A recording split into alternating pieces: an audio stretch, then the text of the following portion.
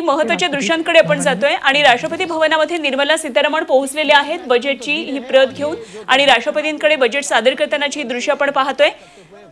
द्रौपदी मुर्मू राष्ट्रपती यांच्याकडे हे बजेट सादर करताना निर्मला सीतारमण यांची काही खास दृश्य। तर बजेटमधले काही महत्त्वाचे मुद्दे राष्ट्रपतींपुढे मांडताना निर्मला सीतारमण यांची ही दृश्य आपण पाहतोय। राष्ट्रपतींनी आता बजेटला मंजुरी दिलेली आहे आणि काही महत्त्वाची दृश्य। केंद्रीय अर्थसंकल्प संसदेमध्ये सादर होण्याआधी आज केंद्रीय मंत्री निर्मला सीतारमण या राष्ट्रपती भवनामध्ये पोहोचलेले आहेत आणि त्यांच्या बजेटला राष्ट्रपतींनी मंजुरी दिलेली आहे। अपेक्षांचं खरं तर हे बजेट आहे आणि त्यामुळे आजच्या या बजेटमधून सर्वसामान्यांना काय मिळणार आहे हे बघणं खूप महत्त्वाचं ठरणार आहे। खरं तर दरवर्षी केंद्रीय अर्थसंकल्प येतो, मात्र यावेळेचा अर्थसंकल्प हा वेगळा या गोष्टीसाठी आहे कारण सर्व निवडणुका ज्या महत्त्वाच्या आहेत त्या पार पडलेल्या आहेत आणि त्यामुळेच सर्वसामान्यांना बऱ्याच अपेक्षा आहेत।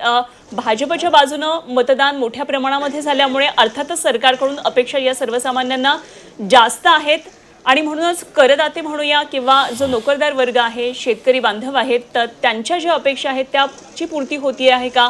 महिलांची संख्या मोठ्या प्रमाणात होती, मतदानामध्ये महिलांचा टक्का हा यावेळी वाढलेला होता, त्यामुळे महिलांसाठी कशा पद्धतीनं नेमकी अपेक्षांची पूर्ती होते हे सुद्धा आपल्याला बघायचंय। तेव्हा ही दृश्य आपण झी 24 तासवर दिल्लीमधून पाहत राहणार आहोत आणि त्याचबरोबर